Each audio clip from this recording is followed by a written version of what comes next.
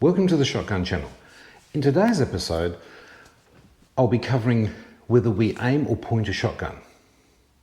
Might be a bit of a controversial question as such, but look, I actually had someone ask me that. And I said, look, I normally shoot rifles. I'm aiming my rifle. What do you do with a shotgun? And I said, well, that really all depends. A lot of people point a shotgun and there are those that aim a shotgun.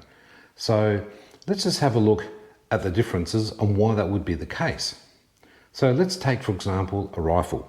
So I've got one here, no magazine, there's nothing in the chamber, it's a 22. So using this, for example, for hunting, for vermin. So of course what I'm doing is, naturally, I am aiming the rifle at the target. I've acquired the target.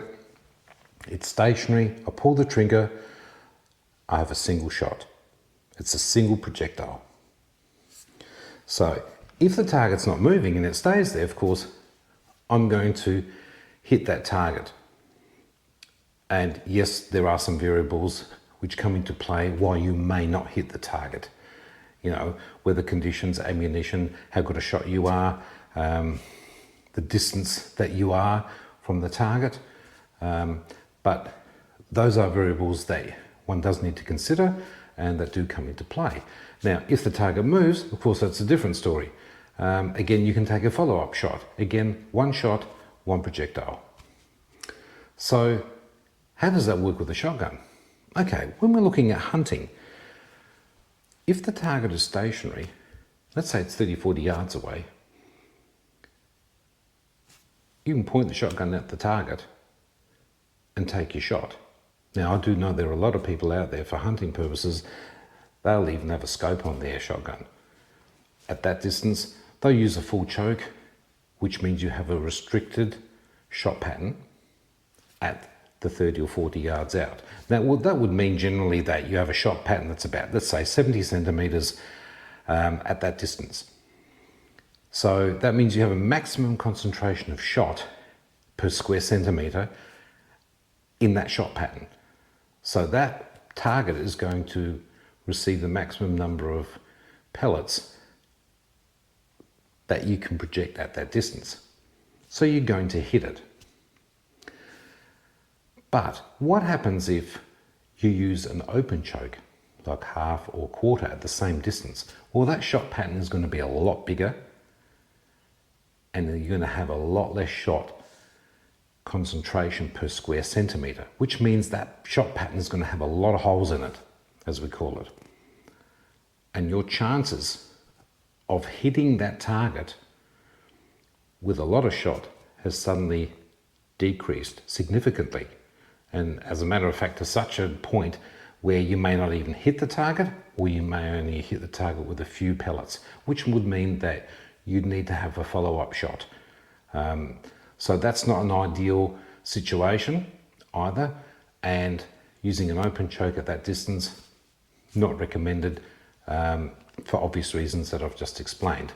So if you have a shotgun where you can change the chokes on there, which means you can screw them out and put in different types of chokes for different distances to give you different size shot patterns, of course, that's what you'd be looking at doing. This one's set. Top barrel has got a full choke and the second barrel has got 3/4 choke. Now, at that distance of, say, 30, 40 yards, I'll be using my top barrel with a more restricted choke so that it's going to give me most concentration of pellets at that distance. In other words, I'm hitting the target. Now, what about if that target is moving?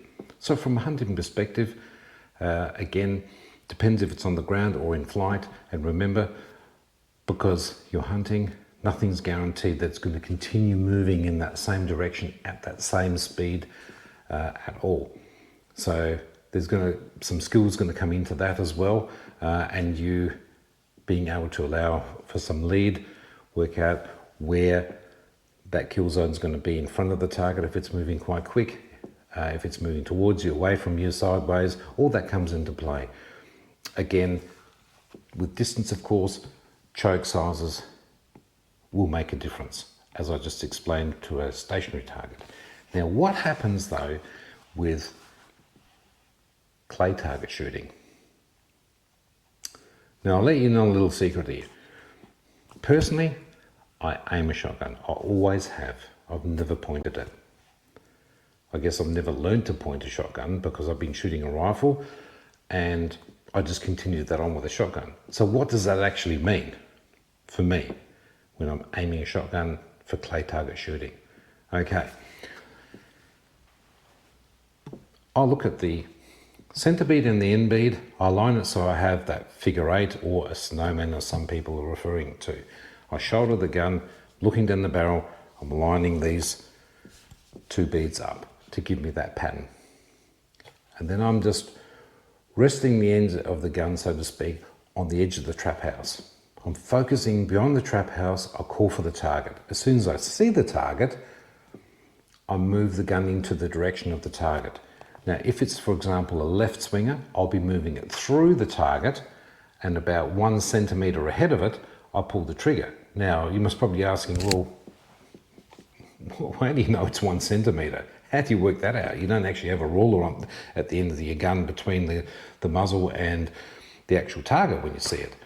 Well, no, that's only because as soon as I get close to the target, I actually see the end of my gun.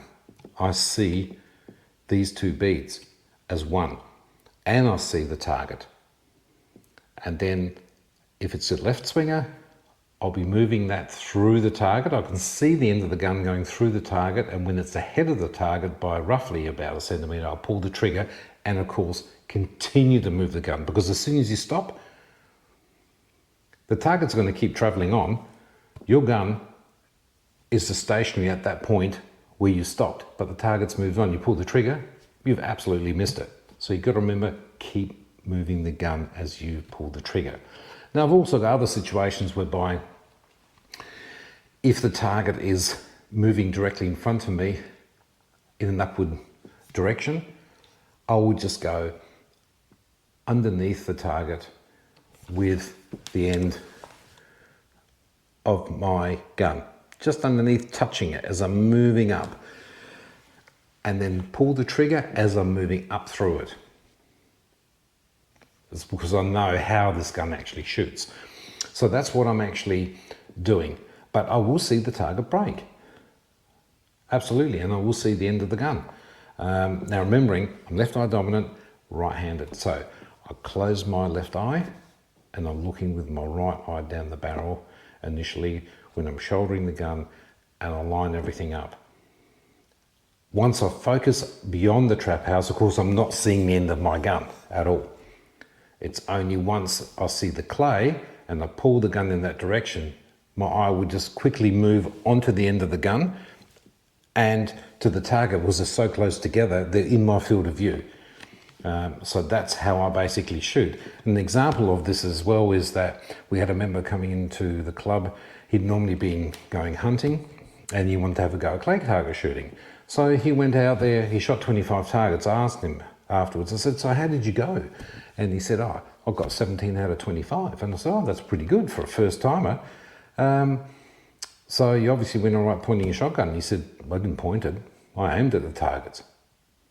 Yeah, and I said, you aimed at it? And he said, well, just like I do with rifles, that's normally what I'm shooting. Then I told him that that's exactly what I do. And for me, depending on the discipline that I'm shooting, I'm either getting 18 to 20 targets, or I've had 21, even up to 23 out of 25. Just depends on the day, how you're feeling, I guess. What type of discipline it is, the weather conditions, how windy it is, the sunlight, everything, you know. So yes, there are quite a few variables, but anyway, it works for me. It may not work for you. I'm not saying that that's absolutely what you do. Most people do point a shotgun, but there are also those that aim one. So look, if you never shot a shotgun before, get some advice, get some coaching on this and try it out. Try shooting with both eyes open by pointing the gun, or shooting it like a rifle. See what works for you. And in my next video, I'll actually be looking at how these results compare. So if I'm shooting with one eye open, aiming it, or I'm pointing the gun. That's with both eyes open. And that'll be done via shot cam footage that I'll be providing as well. So I do have that. I have quite a bit of footage there. So that'll be in the next video. So look, thank you for watching. Please subscribe. And we'll see you next time on the Shotgun channel. Okay, bye for now.